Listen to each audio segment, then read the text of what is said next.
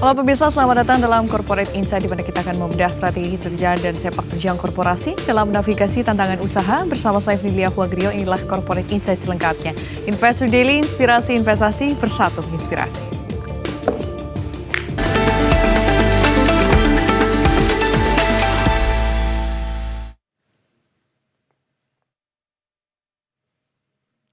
Presiden Republik Indonesia Prabowo Subianto menyatakan komitmen untuk membangun bandara kedua di Bali yang lokasinya di wilayah utara. Presiden berkomitmen membangun bandara Bali Utara dengan mengadopsi teknologi yang canggih dan juga modern, seperti the New Singapore atau New Hong Kong.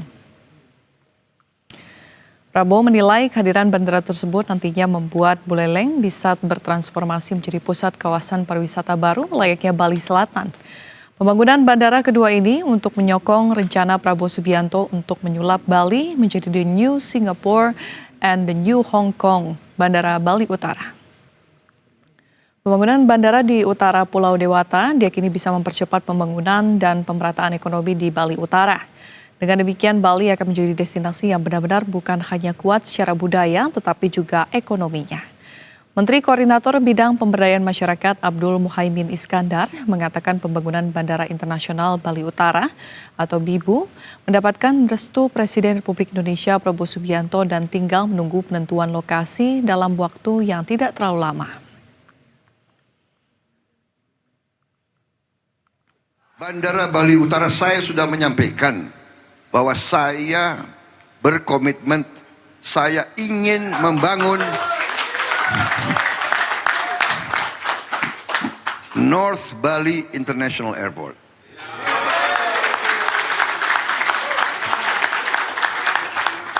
Kita akan bikin mungkin the new Singapore.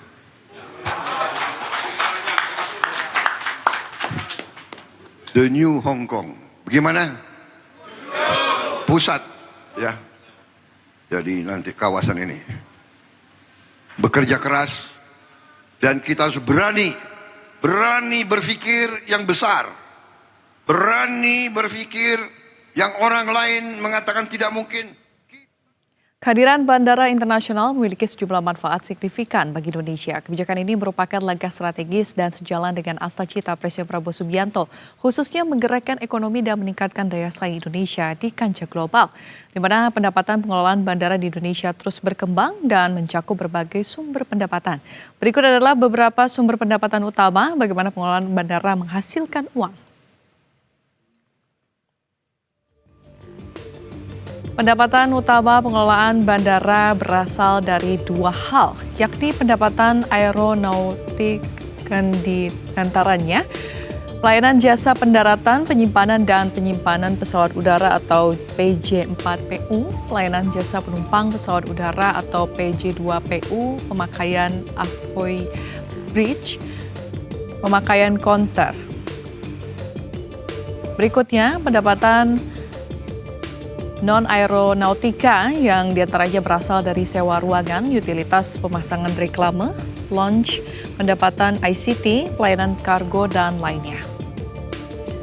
Selanjutnya kita simak distribusi pendapatan bandara berdasarkan sumber utama. Laporan ekonomi Bandara Dunia ACI mencatatkan di tahun 2023 pendapatan aeronautika berkontribusi sebanyak 53,6%. Pendapatan non-aeronautika berkontribusi sebanyak 36,7% dan pendapatan non-operating berkontribusi sebanyak 9,7%. Selanjutnya pemirsa, kita lihat 10 bandara terbaik di dunia tahun 2024 versi Skytrax. Bandara Internasional Hamad di Qatar menempati peringkat teratas bandara terbaik di dunia di tahun 2024. Bandara Hamad terkenal dengan desain ultra modern, terminal yang mudah dinavigasi dan pusat perbelanjaan mewah. Bandara di Qatar tersebut menggeser posisi Bandara Internasional Changi di Singapura yang memegang predikat bandara terbaik di dunia pada tahun 2020 dan 2023. Dalam daftar bandara internasional di Asia mendominasi daftar 10 besar bandara terbaik di dunia versi Skytrax, Bandara Internasional Narita dan Bandara Internasional Haneda di Tokyo, Jepang juga masuk ke dalam daftar tersebut.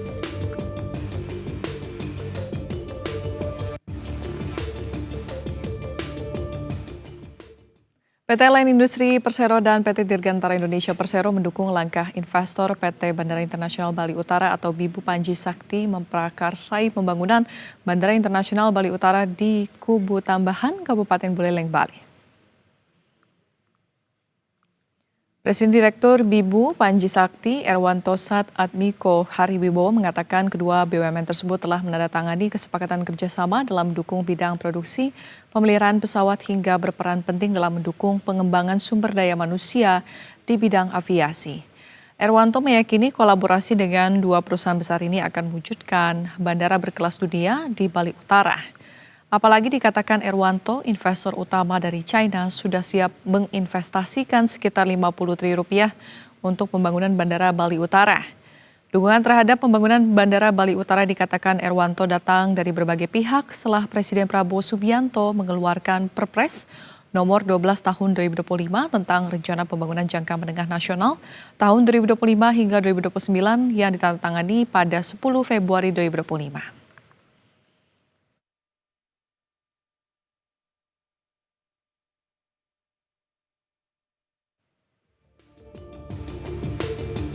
Dan pemirsa, jangan kemana-mana, usai jeda kita akan mengulas kinerja dan strategi perusahaan PT Bandara Internasional Bali Utara atau BIBU Panji Sakti. Tetap bersama kami dalam Corporate Insight.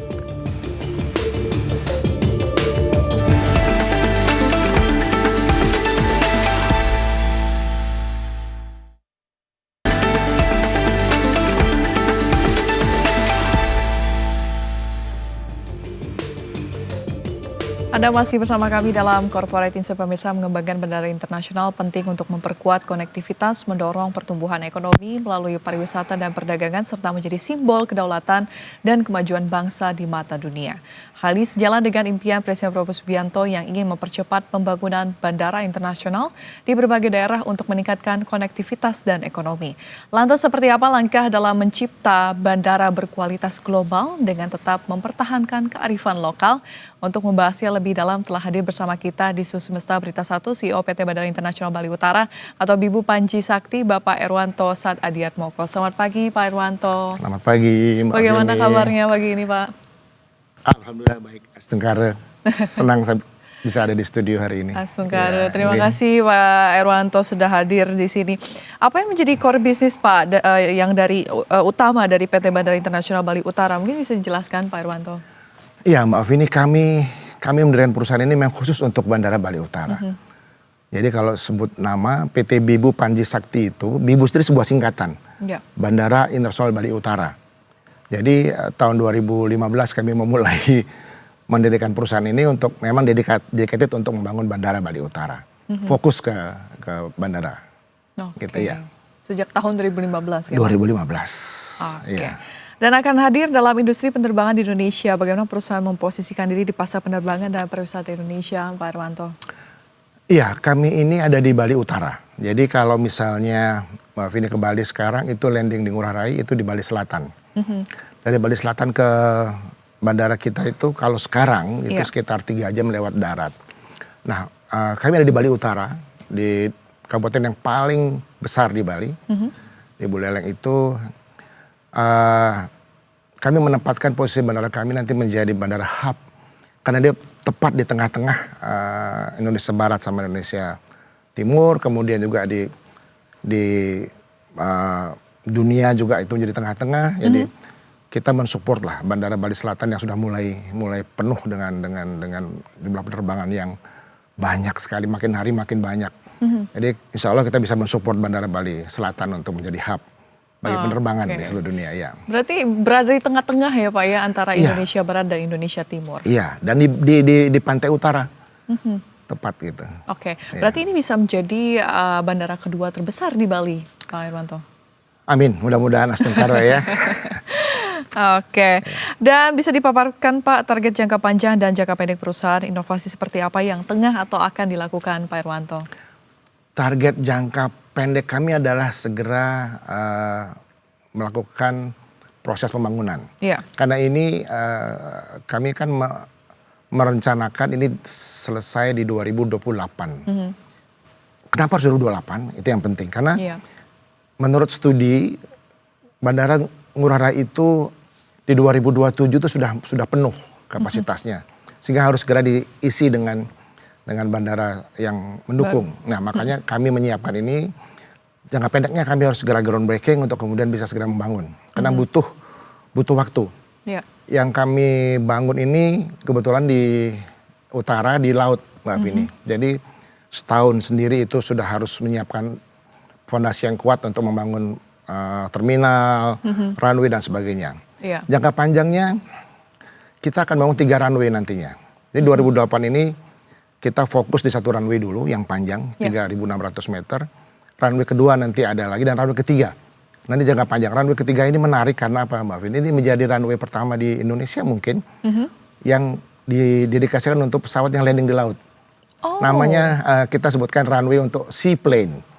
Pesawat yang landingnya di laut. Berarti ini pertama kali di Indonesia, Pak Irwanto? Iya, saya berani Seaplane. katakan iya ini yang pertama kali. Oke, mungkin itu mekanismenya seperti apa Pak kalau seaplane seperti itu? Sama saja, hanya dia punya runway sendiri. Kebetulan kita kan di laut ya, bandara kita. Jadi ini untuk mensupport teman-teman atau yang punya usaha ikan, budidaya laut dari Indonesia Timur untuk keluar. Yang selama ini cukup makan waktu untuk penerbangan. Nah, ketika dari timur kita bisa ambil ikannya, produk lautnya, kita sampai di bandara kita dan bisa langsung ekspor.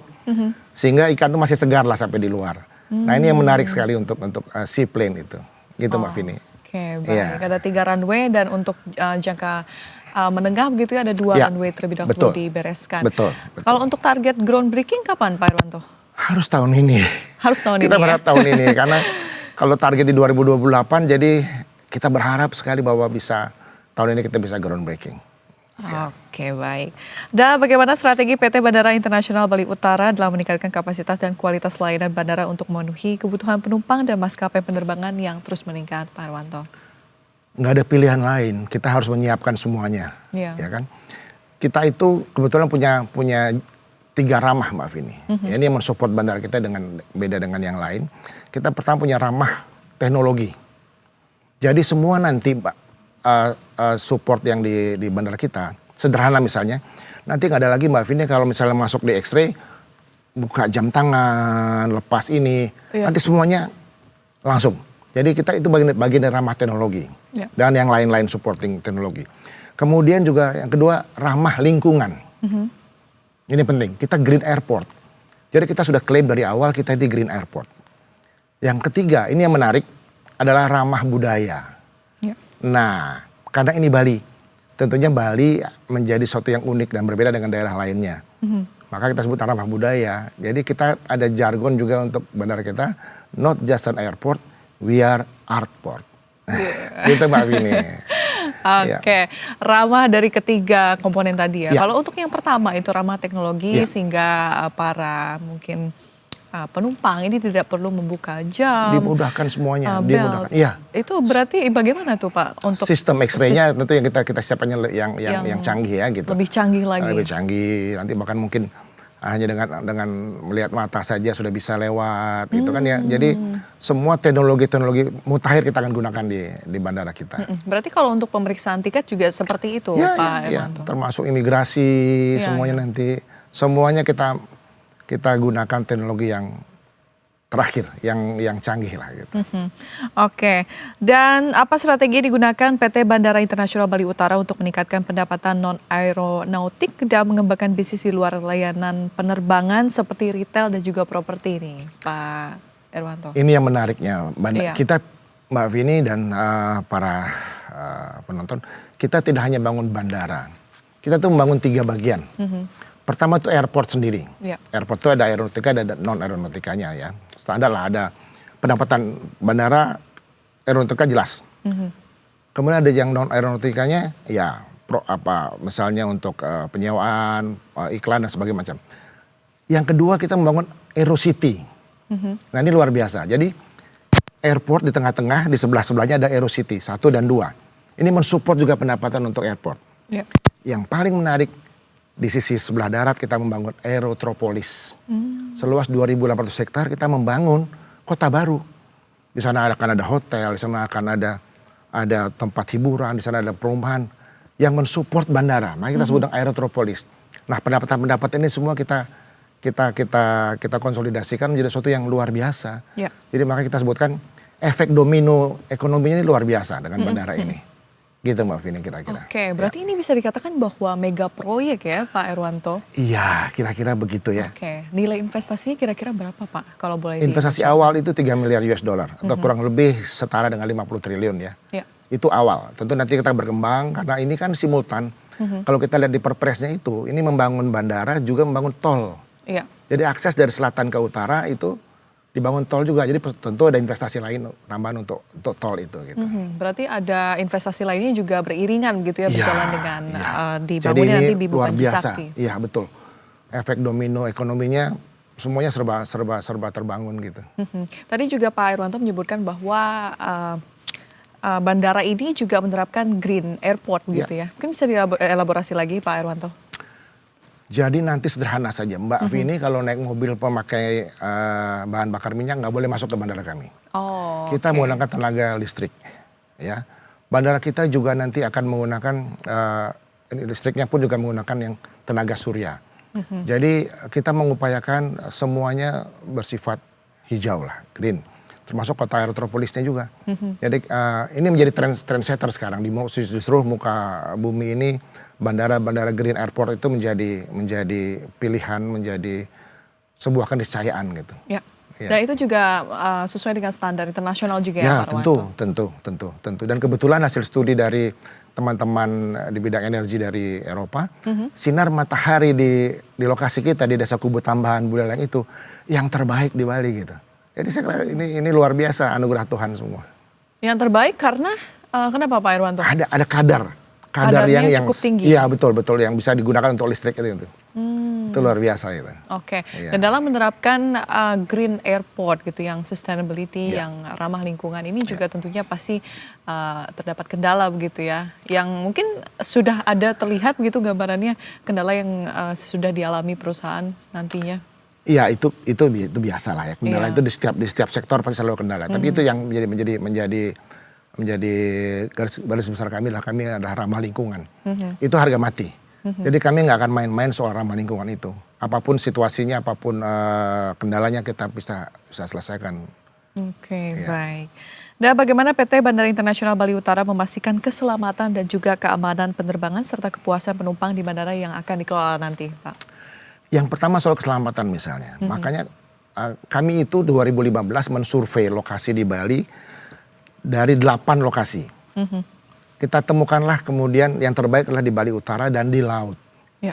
Jadi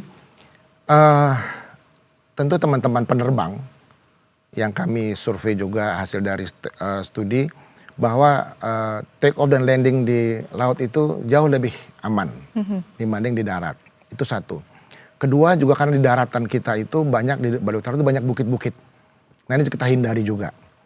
Yang paling penting adalah kenapa kita di laut, kita tidak berani, bukan tidak berani, karena di Bali Utara tuh, Mbak Vini tahu, di Bali itu banyak pura. Iya. Nah kami nggak main-main soal itu. Jadi soal kami tidak ingin menggusur pura, menggusur situs, kami makanya putuskan di laut. Kebetulan laut di tempat kami itu memang landai gitu ya, memang seperti sudah disiapkan oleh Tuhan lah. Kemudian untuk kenyamanan penumpang, ya kita akan buatkan semua fasilitas yang mendukung, mensupport dari jargon kita not just an airport tadi, we are airport. Jadi nanti para penumpang akan dimanjakan oleh begitu banyak kegiatan seni, begitu landing sudah, oh ini bandaranya Bali ya, beda dengan bandara kalau di Los Angeles, bandara di mana, terasa Bali gitu. Sekarang Mbak Vini kalau misalnya landing di Bali aja ngerasa, kok kayak liburan aja, meskipun mau kerja kan, Bali gitu. Jadi sepertinya, nah itu akan kita kuatkan lagi dengan jargon kita not just an airport, we are airport. Nah kita semua budaya yang ada di Bali kita akan sajikan di bandara kita sebagai sebuah karya seni yang luar biasa. Kira-kira gitu Mbak. Berarti pembangunan bandaranya nanti akan di dekat laut Pak? Di laut. Di laut? Iya di laut. Oke. Jadi kita tidak menggunakan lahan darat, itu dari bibir pantai sekitar 100 meter ke laut baru kita bangun. Runway, terminal, Aerocity. Jadi masih bisa untuk nelayan di pinggir-pinggir. Teman-teman masih bisa main di laut, tapi bahkan bandara kita menjadi penahan ombak yang terbesar di Bali. Karena Bali Utara itu terabrasi Mbak selama ini. Nah itu abrasi itu bisa kita minimalisir dengan bandara ini. Gitu. Bagaimana supaya untuk meminimalisir resiko keselamatan, karena ini juga pembangunannya di laut ya Pak Irwanto? Ya, memang tidak mudah. Tapi teknologi saat ini sudah banyak ada bandara yang dibuat di laut. Ya, di Jepang, di Cina, di Hong Kong. Hampir semua sekarang di laut. Meminimalisir itu pasti harus, karena keselamatan itu harga mati buat kita. Baik untuk pekerja maupun untuk nanti setelah jalan ada penumpang dan sebagainya. Jadi dari awal kita mengutamakan keselamatan semuanya, semua sektor. Bahwa kan ada pergerakan ekonomi juga. Jangankan nanti setelah jadi gitu, ketika mulai bergerak saja, berapa pekerja yang ada. Jadi sektor ekonomi non formalnya luar biasa bergerak juga di sana nanti kan kita. Itu kita jaga semua gitu. Oke, baik. Pak Irwanto, kita masih akan melanjutkan dialog, tapi kita harus jeda terlebih dahulu. Pemirsa, Korporator Insight masih akan kembali usai jeda, tetap bersama kami.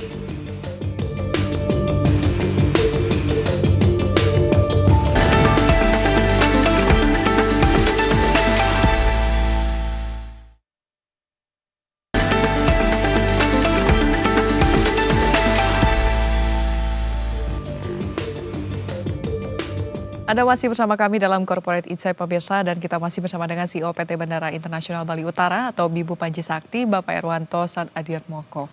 Ya Pak Irwanto, kita beralih ke soal rencana nih dari PT Bandara Internasional Bali Utara untuk mengembangkan kerjasama dengan maskapai penerbangan dan stakeholder lainnya untuk meningkatkan konektivitas dan trafik penumpang di bandara baru tersebut.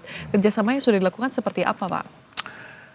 Kita ini memang tidak bisa sendirian. Iya. Stakeholdernya bandara ini kan airlines, kemudian yang bergerak di bidang kebandaraan. Kami sudah membuat MOU dengan banyak pihak. Yang mutakhir saja, dengan salah satu BUMN di bawah koordinasi Kementerian Pertahanan, yaitu PT LAN dan PT Dirgantara Indonesia. PT Dirgantara Indonesia itu akan mensupport MRO kita. Jadi nanti servis pesawat itu kita bisa lakukan di Ngurah Rai, di bandara kita di Bali Utara, di bandara Bali Utara. Kemudian juga supporting teknologi. PT LAN itu adalah perusahaan negara yang mensupport sistem-sistem yang selama ini masuk di kebandaraan, dan kita sudah kerjasama dengan beliau juga. Untuk dunia kita sudah kerjasama dengan Australia untuk Aerotropolis, kita dengan China, Power China untuk kelistrikannya, dan maskapai penerbangan. Jadi memang ekosistemnya sudah kita bentuk. Jadi ketika nanti mudah-mudahan tidak ada halangan, kita tahun ini bisa groundbreaking, kemudian kita melakukan DD 3 bulan, setelah itu kita langsung tancap gas untuk membangun. Di 2028 semua sistem sudah siap. Karena apa? Kita sudah ikat dari mulai sekarang berbagai pihak kerjasama untuk mengelola bandara ini secara profesional. Gitu. Baik. Ya. Rencana maskapai nantinya akan ada berapa banyak Pak? Oh, maskapai semuanya akan kita gandeng. Terutama bandara kita ini kita utamakan untuk yang long flight. Makanya kita bikin landasan yang panjang 3.600 meter. Jadi dari awal didesain untuk bisa didarati oleh pesawat terbesar di muka bumi ini itu A380. Airbus A380 akan landing di tempat kita. Makanya kita hitung betul PCN-nya berapa, ketebalan runway berapa, kemudian kepanjangannya berapa. Jadi itu kita siapkan dari awal. Kalau maskapai kan begitu bandara ada, kemudian kebutuhannya ada, siap ya pasti mereka akan landing di kita. Dan disupport oleh tadi yang saya katakan ada jalan tol dari bandara kita ke selatan gitu. Jadi kalau ada perpindahan penumpang nanti bisa disupport oleh infrastruktur jalan tol itu. Runway-nya bahkan sudah disiapkan untuk pesawat yang bahkan paling terbesar begitu ya. Paling besar di muka bumi ini A380. Meskipun nanti sudah tidak produksi lagi ya, kita akan siap untuk dilandasi mereka. Bapak, kolaborasi dikatakan menjadi langkah strategis dalam memperkuat fondasi operasional bandara baru yang digagas sebagai pusat konektivitas udara dan ekonomi baru di Pulau Dewata. Nah, saat ini kolaborasi seperti apa yang telah dilakukan oleh Bibu, Pak? Ya, untuk Bali sendiri misalnya ya. Kami sudah menggandeng 4 perguruan tinggi di Bali. Udayana, Mahasaraswati, Panji Sakti, Undiksa, dan sekolah Taruna Mandara gitu. Untuk apa? Untuk menyiapkan tenaga kerja. Jadi nanti kalau ada yang bilang bahwa orang Bali menjadi penonton di bandara kita, tidak. Karena kita siapkan sekolah vokasional untuk mensupport bandara kita. Begitu bandara jadi, sudah siap tenaganya. Jadi kita kolaborasi dengan berbagai pihak, baik itu pendidikan, kemudian untuk operasional. Kita kerjasama dengan anak perusahaan Garuda untuk ground handling, untuk servis pesawat, semuanya kita sudah mulai siapkan kerjasamanya. Jadi Mr. Presiden ini harus segera kita bangun ini karena ini bagian daripada support beliau untuk bandara kita. Kami sama-sama dengan beliau mendapatkan support dari pembiayaan dari Cina waktu itu 8 November tahun lalu ya gitu. Jadi kita sudah siap lah semuanya gitu. Oke, nah dengan dibangunnya Bibu Panji Sakti ini Pak, kira-kira dapat menyerap berapa banyak tenaga kerja Pak? Khususnya di daerah Bali ya? Studi kami, bandara ini akan menyerap 200.000 lapangan pekerjaan. Jadi Mbak Vini, tidak ada tuh tagar Indonesia gelap. Indonesia terang tuh. Dengan bandara Bali Utara ini Indonesia terang insya Allah. Oke. Dan bagaimana PT Bandara Internasional Bali Utara menanggapi pernyataan Kementerian Perhubungan yang menyatakan bahwa proyek Bandara Bali Utara belum memiliki penetapan lokasi dan apa langkah-langkah yang akan diambil untuk memenuhi persyaratan tersebut Pak Irwanto? Ya, jadi begini, Perpres 12/2025 itu dengan tegas menyebutkan Bandara Bali Utara, ya, bukan Bandara Bali Barat, bukan bandara yang lain. Kemudian dikoneksikan juga dengan sekaligus tuh di dua pasal yang berurutan, dibangunnya tol, trase dari Denpasar ke Ubud, kemudian Kintamani, Bangli, dan Bandara Bali Utara baru Singaraja. Jadi antara bandara sama tol ini sudah jadi paket. Maka kami katakan seharusnya mestinya tidak perlu perdebatan bahwa memang secara administrasi ada namanya penetapan lokasi, penlok. Itu dari Kementerian Perhubungan. Tapi mestinya kita sudah siap-siap untuk menyiapkan semuanya agar penlok ini sejalan dengan Perpres. Saya kira gitu. Oke. Ya. Pak Irwanto, bagaimana Bibu Panji Sakti ini memastikan bahwa proyek ini dapat diselesaikan sesuai dengan target waktu yang telah ditentukan? Itu dia Mbak Vini. Jadi itu yang buat kami deg-degan ya. Jadi kalau kita countdown 2028, mestinya 2025 ini harus segera groundbreaking. Yang kami khawatir ya kalau groundbreaking yang mundur pasti ini akan mundur. Tapi itu akan menyebabkan banyak sekali efek dominonya kalau mundur. Mudah-mudahan kita bisa groundbreaking di 2025 ini dan sehingga target 2028 bisa selesai.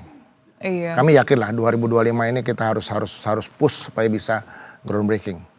Gitu. Mudah-mudahan di bulan ini atau bulan depan begitu ya? Iya, karena kan investor juga bertanya kan, kapan kita sudah sign dari tahun lalu dengan para investor. Jadi kan investor juga, loh kok belum ya saya bilang oke sabar sebentar lagi. Iya. Ya kita harapkan tahun inilah. Selalu nggak bulan November ya bulan Desember. Harusnya sih tahun ini gitu. Apa yang menyebabkan groundbreakingnya itu belum bisa dilaksanakan Pak Irwanto? Banyak hal ya mungkin ya. Kita sih sudah menyiapkan semuanya. Ya. Kita juga menunggu waktunya pimpinan tertinggi kita untuk bisa segera melakukan groundbreaking itu. Oke. Karena kami sudah diterima oleh beliau tahun lalu dan menyampaikan oke, kita akan bangun bandara ini. Gitu. Bagaimana PT Bibu ini merencanakan untuk mengatasi masalah sosial dan lingkungan yang mungkin timbul dari pembangunan Bandara Bali Utara, terutama terkait dengan kepemilikan lahan dan dampak bagi masyarakat lokal, Pak Irwanto? Nah ini Astungkara ya, Mbak Vini. Ini yang mungkin membedakan kita dengan proyek-proyek atau program-program yang lain. Ya. Bandara Bali Utara ini bukan punya PT Bibu, Panji Sakti, bukan punya seseorang, tapi milik masyarakat Bali. Karena apa? Kami sama sekali tidak membeli lahan masyarakat. Jadi Mbak Vini bisa bayangkan, kita akan membangun Aerotropolis di atas tanah 2.800 hektar itu kerjasama dengan masyarakat. 13 desa di Kecamatan Kubu Tambahan itu menyerahkan tanahnya untuk kita kelola bersama. Jadi tidak ada alih kepemilikan, tidak ada alih fungsi. Yang ada apa? Penyertaan. Jadi ini yang kita bilang, ini yang luar biasa menurut.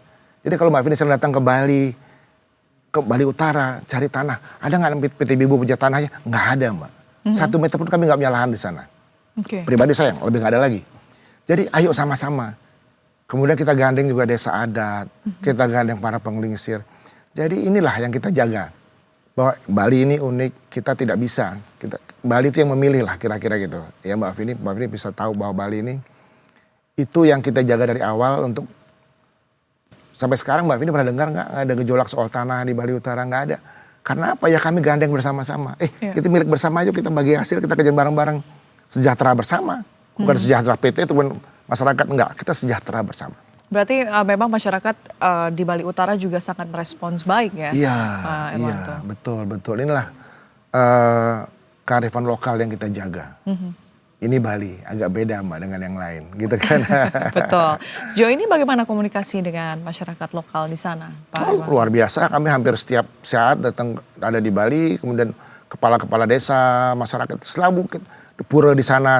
Saya ngayah pulang ini. Mbak tahu ngayah itu apa ya? Ngayah itu kalau bahasa Bali pulang untuk kemudian menyumbangkan tenaganya buat saya sudah siap.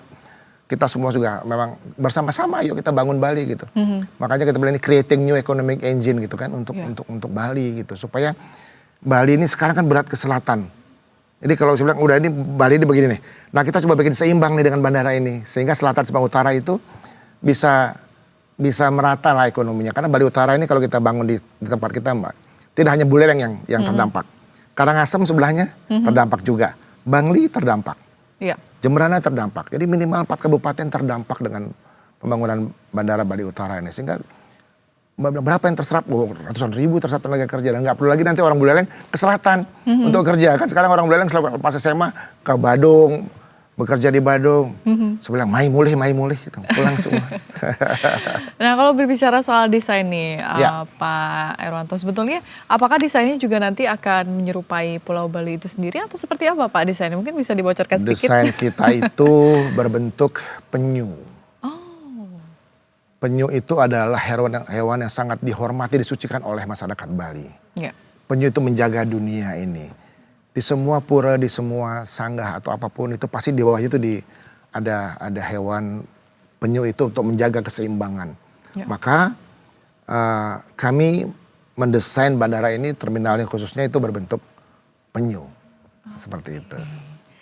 Dan saat ini siapa saja investor yang terlibat dalam proyek Bandara Bali Utara dan bagaimana Ibu Panji Sakti ini memastikan bahwa investasi tersebut dapat memberikan manfaat ekonomi yang signifikan bagi masyarakat Bali, Pak Irwanto? Ya, yang sudah sign dengan kami ada beberapa negara, Cina, Qatar, kemudian dari ini sedang pendekatan dengan Jepang gitu.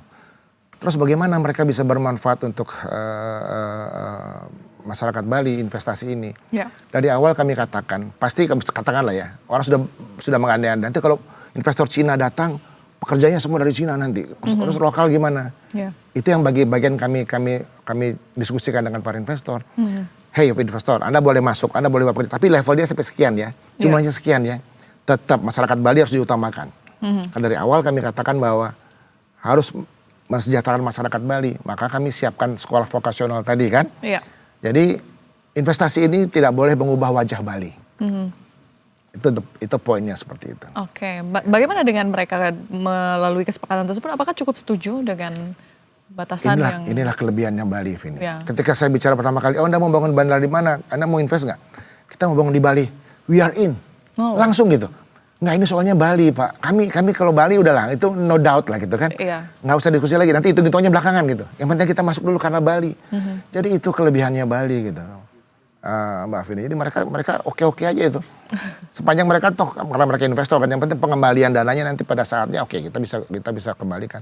Tapi ini komitmen yang luar biasa antara investor dengan kita gitu. Karena ada kekuatan ini skala yang mensupport semua ini gitu. Oke, Pak Irwanto, bagaimana strategi yang digunakan Ibu Panji Sakti untuk meningkatkan kesadaran dan partisipasi masyarakat dalam pembangunan Bandara Bali Utara? Nah itu tadi Mbak Vini, ketika kita katakan bahwa bandara ini bukan milik PT BU Panji Sakti, dari awal kita melibatkan semua lapisan masyarakat. Ya. Kalau tadi Mbak Vini bilang ini bisnis global dengan kearifan lokal gitu ya. Hampir setiap bulan kita buat kegiatan di Bali bersama teman-teman, saudara-saudara di Banjar, di desa di sana, di pura kita buat kegiatan. Semua terlibat dengan sukacita. Ya. Setiap event yang kami buat di Bali, mereka hadir dengan sukacita. Jadi sekali lagi kami katakan ini bukan milik company, bukan ini milik masyarakat Bali gitu. Jadi dari awal saya katakan Mbak Vini, ayo ini adalah kita punya jargon yang menarik satu lagi, yaitu dari Bali Utara untuk Nusantara. Jadi, ya kita akan persembahkan ini untuk Nusantara gitu, dari Bali Utara. Gitu Mbak Vini. Dari Bali Utara untuk Nusantara. Iya. Baik, kita akan bahas soal tantangan dalam pembangunan Bibu Panji Sakti ini, tapi usai jeda yang satu ini ya Pak Irwanto. Siap. Pemirsa Korporator akan kembali sesaat lagi, tetaplah bersama kami.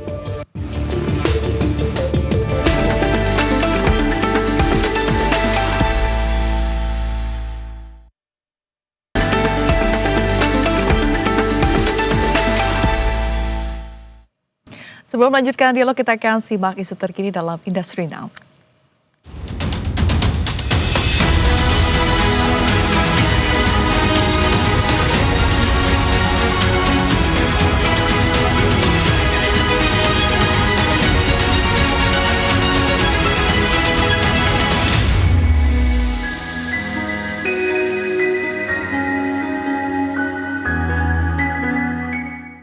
Jelang libur Natal 2025 dan Tahun Baru 2026, pemerintah luncurkan program stimulus ekonomi berupa diskon tiket pesawat terbang domestik.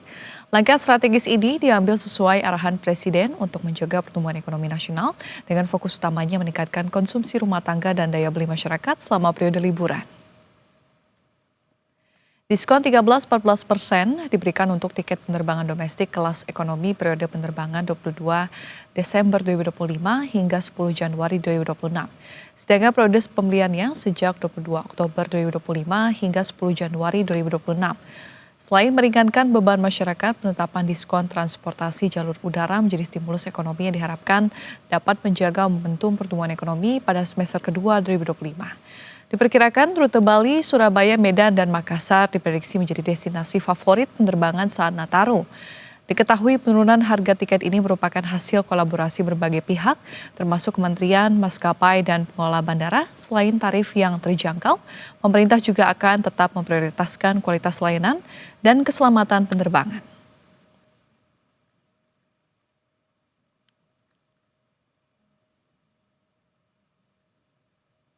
Sementara itu, pemirsa, bertepatan momentum Hari Pahlawan 10 November 2025, Bandara Internasional Doho Kediri kembali beroperasi. Adanya penerbangan baru diharapkan mampu mendongkrak perekonomian warga dan memperlancar transportasi udara di wilayah Jawa Timur bagian selatan.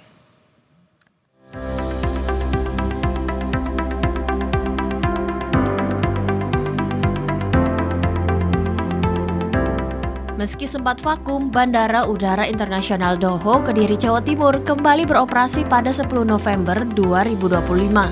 Penerbangan perdana Superjet dari Bandara Internasional Soekarno-Hatta Jakarta berjalan mulus sampai di Bandara Doho Kediri.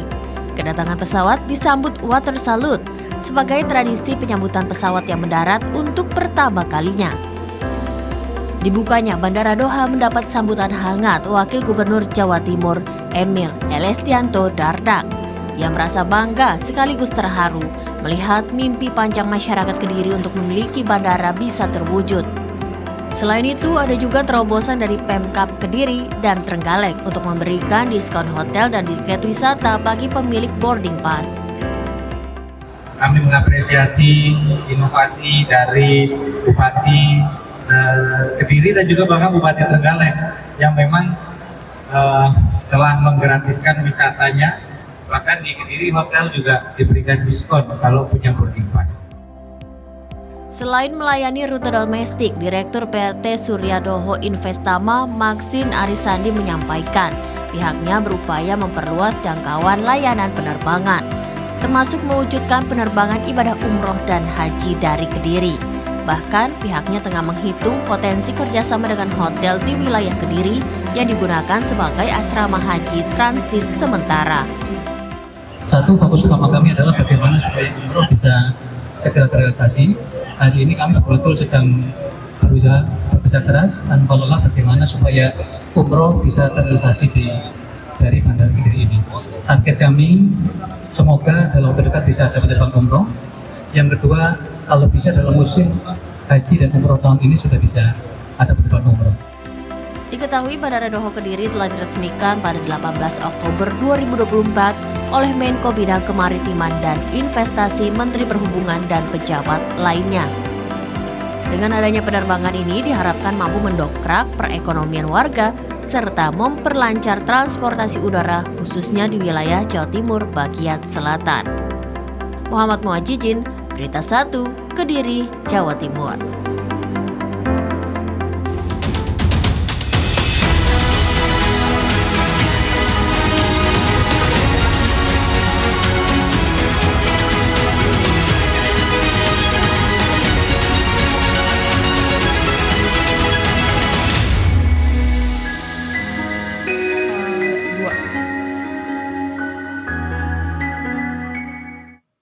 Dan pemirsa, kita masih akan melanjutkan perbincangan bersama dengan CEO PT Bandara Internasional Bali Utara atau Bibu Panji Sakti, Bapak Irwanto Saad Adiatmoko.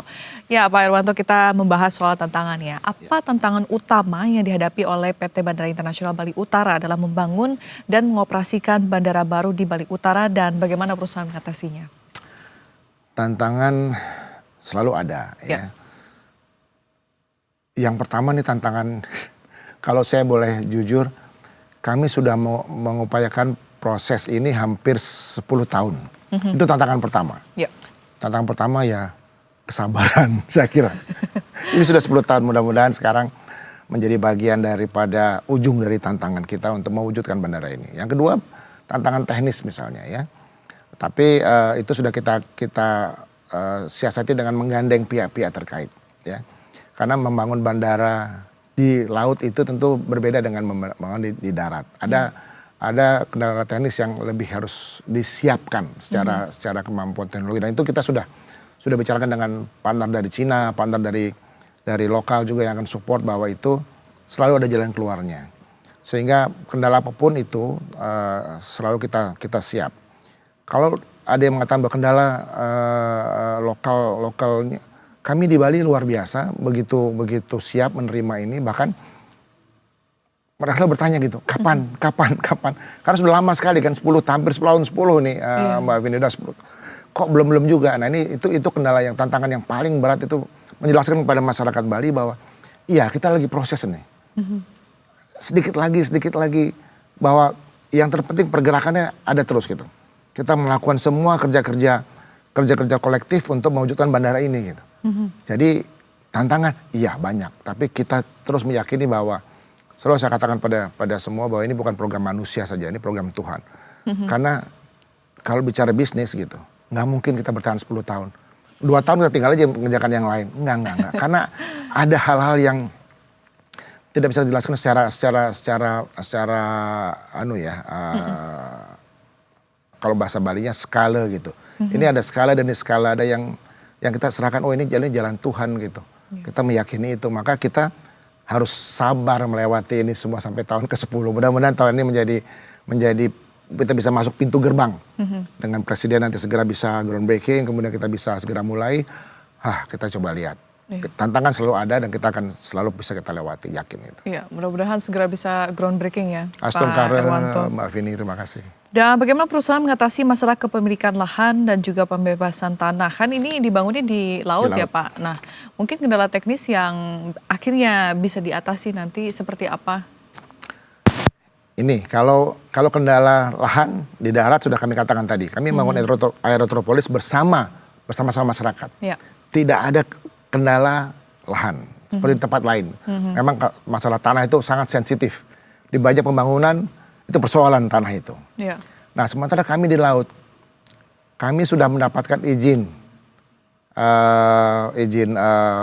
teknis awal dari Kementerian Kelautan dan Perikanan KKP untuk meneruskan pembangunan Bandara Bali Utara ini. Jadi mereka sudah punya aturan, ada rule-nya, dan mereka sudah research gitu bahwa keluarlah surat supporting dari kementerian untuk membangun di laut ini. Iya. Karena laut milik negara kan gitu. Betul. Jadi kita ini nanti namanya polanya KPBU Mbak Fani, kerjasama pemerintah dan badan usaha. Jadi ini bagian pola di kerjasama antara swasta kita dan pemerintah. Karena kita tidak 1 rupiah pun menggunakan uang negara. Jadi ini betul-betul investasi. Oke, betul-betul dari investasi. Iya, Pak investasi. Jadi tidak mengganggu APBN, tidak mengganggu uang negara kira-kira gitu.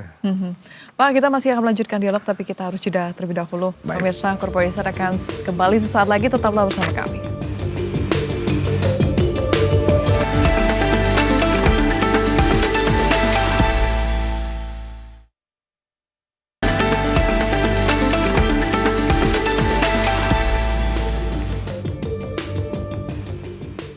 Iya pemirsa, dan kita masih bersama dengan CEO PT Bandara Internasional Bali Utara atau Bibu Panji Sakti, Bapak Irwanto Saad Adiatmoko.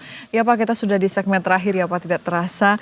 Tapi kami ingin meminta sebetulnya ke depannya harapan dari kebijakan pemerintah. Seperti dari Presiden Prabowo Subianto, ini seperti apa untuk bisa mendukung pembangunan Bibu Panji Sakti nanti? Mbak Feni, kami meyakini komitmen Presiden. Jadi kalau kita runut prosesnya, dari tahun lalu ketika kami diterima oleh Presiden bersama Raja-Raja Bali, kemudian beliau tekankan lagi setelah beliau terpilih tanggal 3 November bahwa beliau sampaikan Bandara Bali Utara akan kita bangun. Kemudian sampai Februari kemarin keluar perpres yang beliau tanda tangani langsung. Jadi kami meyakini sebentar lagi beliau akan menuntaskan komitmen beliau untuk membangun Bandara Bali Utara ini. Itu harapan kami bisa segera beliau melakukan groundbreaking untuk bandara kita. Iya. Dan bagaimana sebetulnya perkembangan industri bandara di Indonesia dalam 5 tahun ke depan, Pak? Kalau Pak Irwanto melihatnya. Itu yang kami katakan tadi di depan. Bali ini sudah pack banget. Jadi memang harus. Jadi Bandara Bali Utara ini bukan sekedar bisnis. Ini kebutuhan. Ya. Nah, ketika sudah butuh kita tidak bisa bilang enggak gitu. Ya harus kita siapkan. Karena pertumbuhan pariwisata juga banyak luar biasa. Kalau nggak tersedia supportingnya kan bahaya. Pernah mungkin Mbak Vini dengar 2 tahun lalu ketika penumpang tahun baru mau masuk ke bandara harus turun di tol tarik koper karena macet. Betul. Nah ini sudah kan tidak begitu positif untuk image Indonesia gitu. Nah memang harus segera kita bangun Bandara Bali Utara sebagai sebuah kebutuhan. Itu poinnya. Oke. Baik Pak, kami ingin meminta closing statement sebagai pelaku usaha Pak, bagaimana Anda melihat industri bandara Indonesia ini supaya bisa meningkatkan daya saing ke depannya? Supaya bisa bersaing secara global. Iya, kalau kita perhatikan statement Presiden di Bali tahun lalu bahwa beliau akan bangun bandara setara Singapura, kemudian semodern Hong Kong. Artinya kita mendapat tugas yang berat untuk itu. Tapi kami yakin karena ini Bali gitu ya, kita bisa membangun bandara yang sesuai dengan harapan Presiden. Bisa bersaing dengan Changi, bisa bersaing dengan Hong Kong. Mudah-mudahan dengan dukungan seluruh masyarakat Bali dan Indonesia, kita akan buat sesuatu yang luar biasa untuk negeri ini. Dari Bali Utara untuk Nusantara. Baik, terima kasih banyak Pak Irwanto Saad Adiatmoko selaku CEO Bibu Panji Sakti atas waktunya hari ini. Bapak, sehat dan sukses selalu untuk Anda. Sama-sama, matur sukses semua. Ya pemirsa, kita sudah sampai pada penghujung Corporate Insight hari ini. Saya Finlia Huanggrio atas nama seluruh kru yang bertugas mengucapkan terima kasih atas kebersamaan Anda. Investor Daily, inspirasi investasi bersatu menginspirasi. Sampai jumpa.